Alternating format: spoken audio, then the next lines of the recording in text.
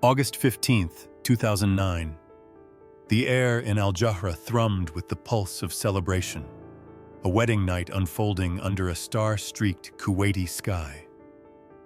The Oyun district, a sprawl of low homes and desert dust north of Kuwait City, glowed with festivity. Zayed Zafiri, 36, was taking his second bride. I was a detective with the Jahra police, 10 years on the beat, accustomed to the rhythm of petty thefts and family feuds in this conservative corner. Wedding drums echoed through the streets, a joyous roar I'd heard 100 times. But at 9:07 p.m., my radio spat a jagged interruption. Fire Oyun wedding tent. Multiple casualties. Women and children. The dispatcher's voice quavered, a rare fracture in our arid routine, and my gut clenched. Something was wrong. Terribly wrong. I floored the cruiser through Al-Jahra's labyrinth, past mud brick walls and flickering lanterns, the night growing thick with an acrid tang. Smoke clawed the horizon as I neared, a black plume curling against the orange glow of flames. The women and children only tent, tradition's rigid divide, stood engulfed, a roaring pyre where laughter had reigned moments before. I slammed to a stop amid a swarm of chaos.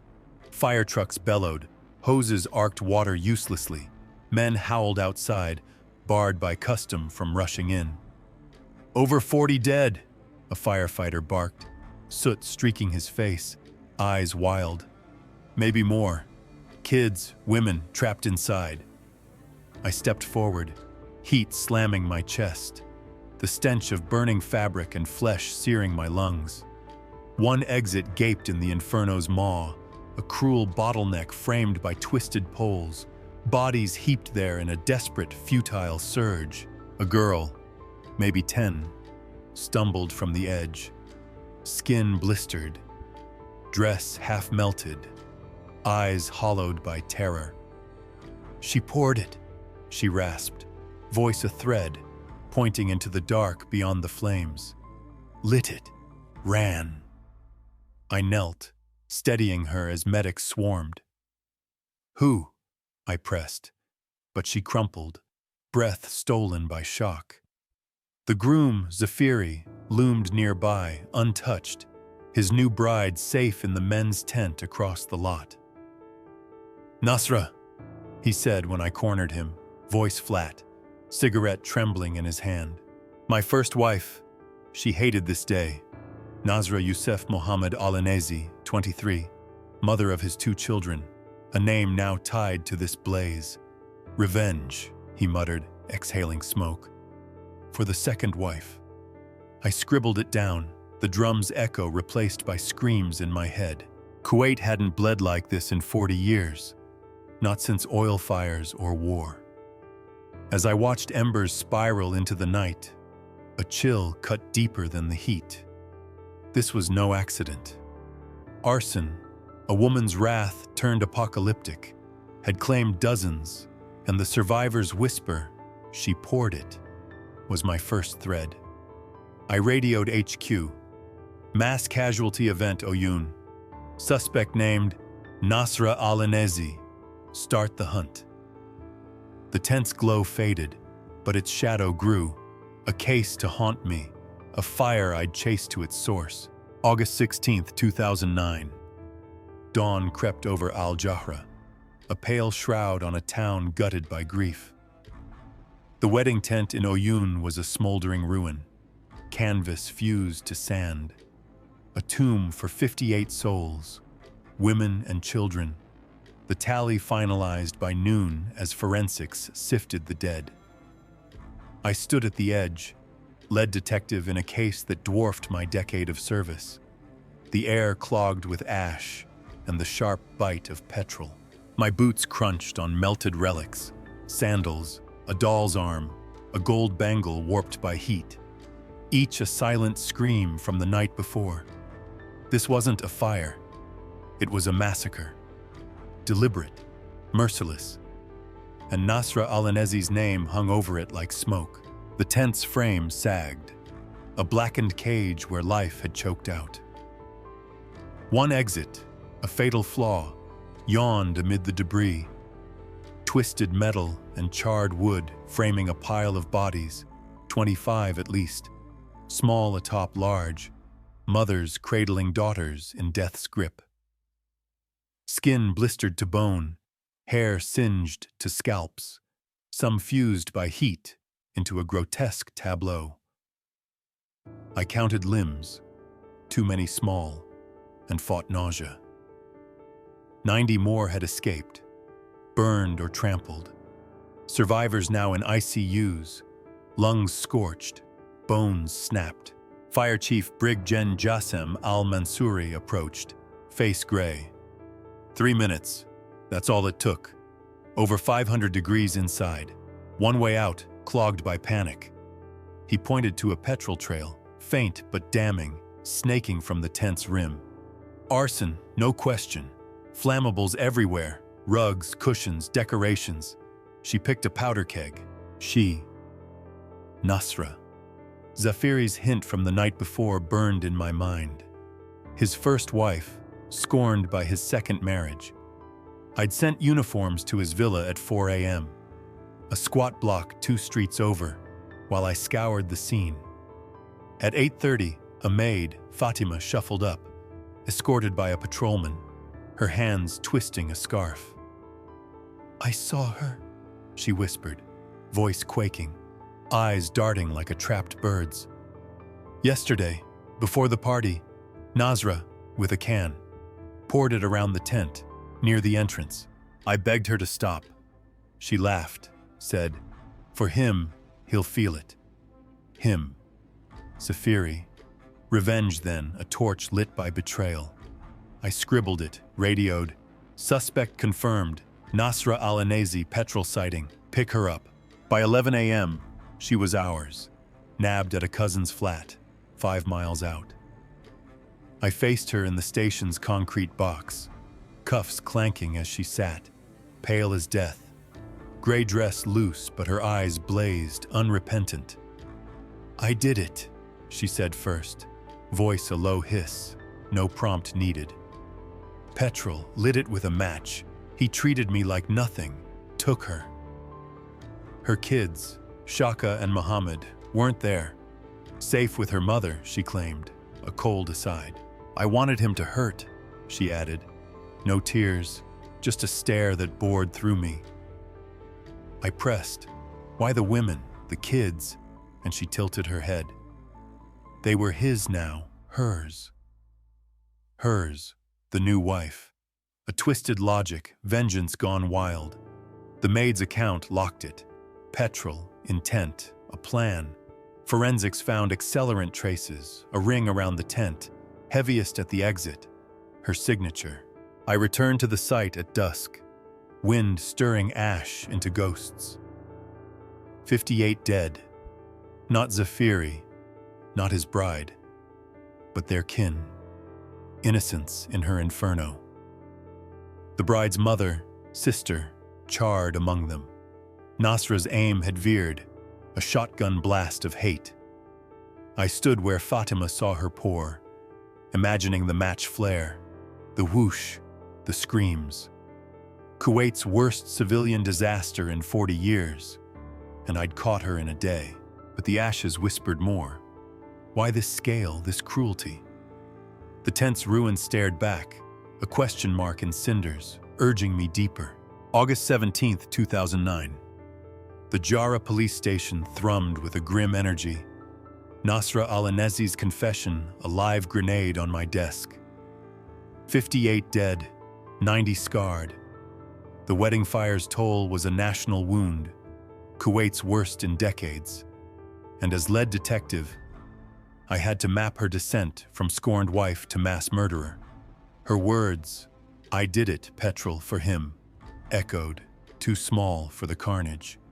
Zayed Zafiri, her target, stood unscathed, his new wife alive, the men's tent a mile from the flames. Nasra's revenge had raised the wrong lives, and I chased the trail, petrol-soaked, deliberate, through her world to the why. I hit Zafiri's villa first, a squat concrete box in Oyun, 2 streets from the ashes. He slumped in a plastic chair, chain smoking, stubble shadowing his jaw. Shaka 5 and Muhammad 3 sat mute beside him, eyes vacant. Mentally handicapped, he said. Born that way. A strain on Nasra. She's still my wife, he growled, contradicting early divorce rumors. Polygamy's my right, legal here. Told her a month back about the second one. She lost it, screamed I'd shamed her. No violence, he swore, just words. But his gaze slid to the floor, dodging mine. The maid, Fatima, hovered near, wringing her hands. She cried a lot, she told me, voice thin. Locked herself in after he announced it. Said he'd tossed her aside. August 13th, Fatima saw her buy a petrol can. 10 liters, she thought, for a generator. She hid it in the shed. Smiled that day. Said he'd pay. Back at the station, Nasra faced me in the interrogation room. Cuffed, gray dress sagging, pale as a ghost, but eyes like flint. I poured it, she said again, unprompted, detailing August 15th, dusk falling, women's laughter spilling from the tent, her creeping along its edge in shadows. 10 liters all around, heavy near the door, lit it with a match, watched it catch. No tremor, just a flat recounting, a chore ticked off. I leaned in, why the women, the kids? And she shrugged, casual as dust. They were his now, hers, part of her joy. Hers, the new wife. A warped aim, spite spilling wide. Her kid's absence pricked me. Safe, she said, clipped. With my mother. Didn't need them there. A mother's choice bent into horror. Forensics tightened the noose. KFSD's report landed. Petrol traces circled the tent, thickest at the exit. Deliberate ignition, scrawled in red. Flammable decor, rugs, cushions, curtains, fed the blaze, a death trap she'd exploited. Fatima's timeline held. Nasra at the site, can in hand, 4 p.m., hours before the party swelled. A shopkeeper in Jahra's market nodded when I flashed her photo. August 13th, 10 liters, cash, no fuss. Quiet girl, he said, frowning. Didn't look mad, quiet until she wasn't. I dug deeper. 23, wed at 17, 2 disabled kids, a life yoked to Zafiri. Neighbors called her tense, private. No whiff of this fire in her past. Her confession held until October 27th, trials start. No, she said then, voice frail, claiming cursed water, not petrol, a ritual, not arson. Lawyers pounced. Prison broke her, drugs, abortion. She'd been 2 months pregnant at arrest, lost it in custody. Her team cried foul, a guard's kick, an Asian nurse's needle, a dodge to skirt death penalty laws for expectant mothers. I'd probed it. Medics found no assault, just stress. But her defense demanded tests, sowing doubt.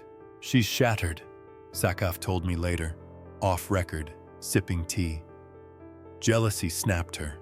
Second wife was too much. Shattered or not, the petrol didn't lie, nor did 58 corpses. I stood at Zafiri's shed that night, petrol cans ghost in my grip, replaying her steps. Purchase, pour, ignite. A month of rage, a match's flick, a town's ruin.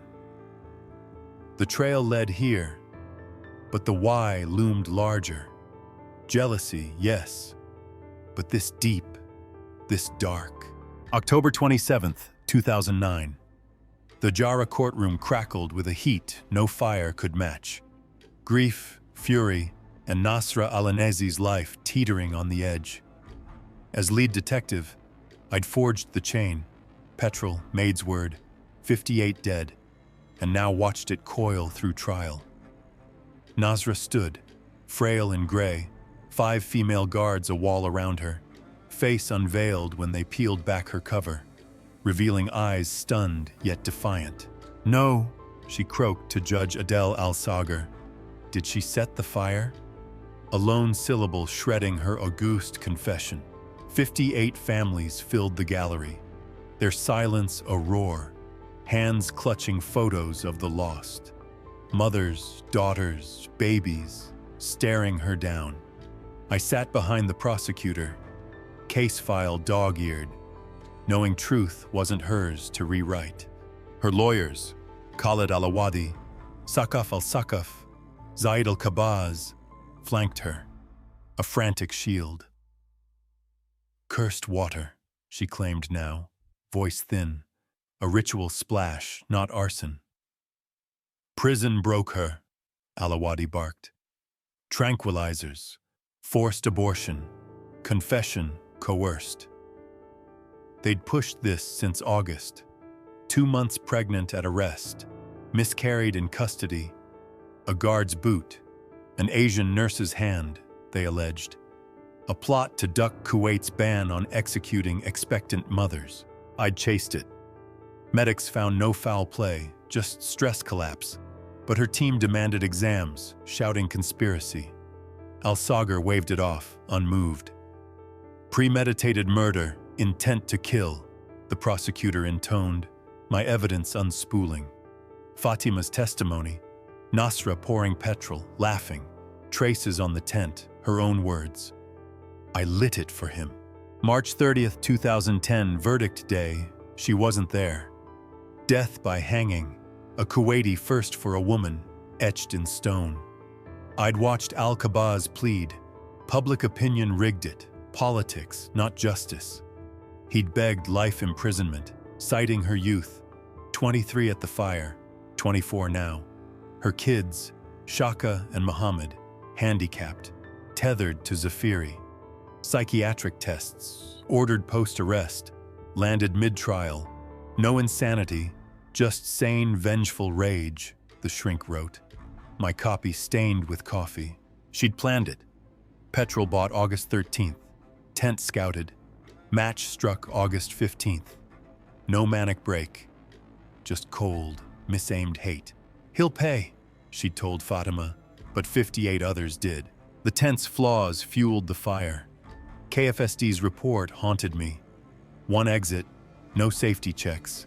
A tinderbox of rugs, cushions, 200 packed in. Nasra saw it, used it. Her petrol ring, a death sentence. In court, victim's kin wept, unswayed by her frail act. A grandmother hissed, "Death's too kind," clutching a singed doll. I saw Zafiri once, outside, cigarette dangling, eyes dead. His bride's mother, sister, among the ashes. Not him. Nasra's revenge had misfired, torching innocence for a man untouched. I left that day. Courtroom echoes in my ears. Family's sobs. Lawyers' pleas. Her no, a hollow note. The gavel fell, but the fire still burned in my mind. One exit, 58 trapped. A woman's wrath judged in flames. Justice loomed, yet the why lingered. A shadow no rope could hang. June 12, 2011. Kuwait's Supreme Court dropped the final ember. Nasra Al-Anezi's death sentence upheld. The first woman in the nation's history to face execution without reprieve. As lead detective, I stood outside the courthouse in Kuwait City. The desert sun a merciless glare. The weight of 58 graves heavier than the ruling. Appeals had stretched since March 2010. Her lawyers, Al-Kabaz chief among them, clawing for mercy, pleading to Emir Sheikh Sabah for a commuted life term. "She's 24, a mother," Al-Kabaz had argued, voice cracking in a last call to me. "Her kids need her." Shaka and Muhammad, handicapped, now Zafiri's burden. But the families, A fortress of anguish stood firm. "Retribution or nothing," a father growled, showing me a photo of his burned daughter, 6, eyes forever shut. The tent's ashes had cleaved Kuwait, and I felt the rift widen. Nasra wasn't there, still caged, her cursed water lie buried under evidence. Petrol, Fatima's testimony, my case file, premeditated, intent stark. Public voices clashed. Engineer Saleh Al-Harbi, 45, cornered me at a cafe post-ruling. "She's a devil. 58 souls hang her fast." Teacher Naja Al-Ajmi, 50, softer, mused over tea. "Europe's wiser. Life's punishment enough." Dr. Abdul Wahab Zafiri, sociologist, sat me down days later, eyes weary. "Polygamy's root. No respect, no solutions. She's a victim too."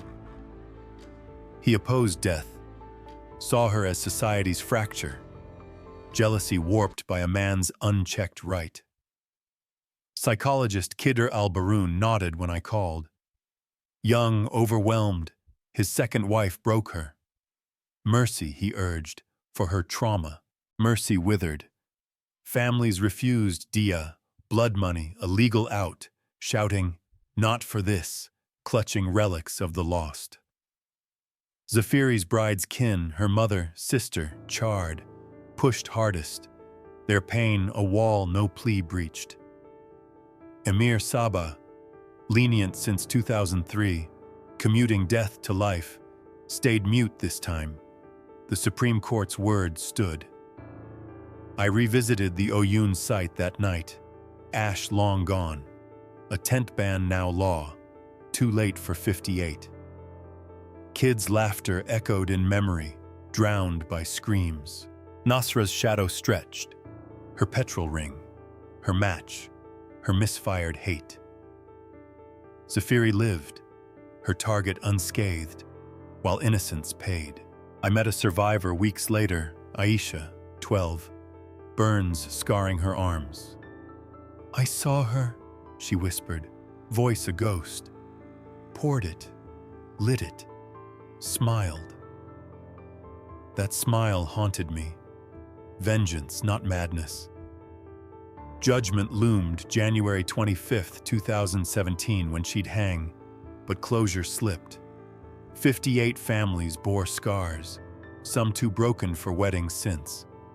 Kuwait debated death or life, but the shadow lingered, a question no rope could strangle. Why them, not him? Part 6. Legacy of Ashes, 4,000 characters. January 25, 2017. Nasra al-Anezi's neck snapped in Kuwait's gallows, the first woman executed there, 8 years after her fire devoured 58 lives. As lead detective, I'd sealed her fate in 2011, but the case's ashes never settled. Al-Jarrah's wound, Kuwait's mirror.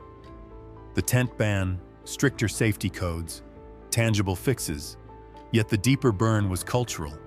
Polygamy's price, women's buried pain, a tragedy screaming for change. 58 graves demanded it, their silence louder than her noose. And I carried it still, a weight beyond the badge. Kuwait split over her end. Justice or overreach, a nation's soul bared. Dr. Zafiri's voice lingered. Polygamy's ease, no respect, she cracked. 58 weren't her enemy, but tradition's weight crushed them. Mothers, daughters, futures torched. Families mourned, some too scarred to heal. Aisha, the survivor, told me in 2016, "I can't hear drums without shaking." Nasra's kids, Shaka and Muhammad, grew with Zafiri, voiceless in her shadow, their mother a ghost of vengeance. I'd walked the Oyun site, felt the heat. Justice landed, but peace didn't. The emir's silence, family's blood cry, chose retribution. 58 losses unpayable by diya. Lessons rose from cinders. Hear the silent. Nasra's jealousy, a plea ignored. Guard the fragile. Tense band too late. Mend the rifts. Polygamy's toll, mental strain, need voices, not flames. Kuwait shifted. MPs probed safety. Psychologists eyed trauma, but change crawled. To victims, I offer honor. Your deaths reshaped a land. To Kuwait, I urge, see the cracks. 58 reasons to act. The site's quiet now, a vacant lot, but its echo thunders, a call to stop the next fire before it ignites.